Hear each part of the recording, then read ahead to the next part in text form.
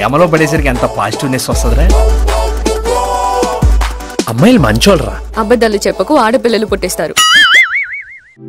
ఖాళీగా ఉన్న అమ్మాయిని ఏ కాగ్గాడైనా పడేస్తాడు. కాంపిటీషన్ లో ఉన్న ఫిగర్ పడేస్తేనే కింగ్ అవుతాడు.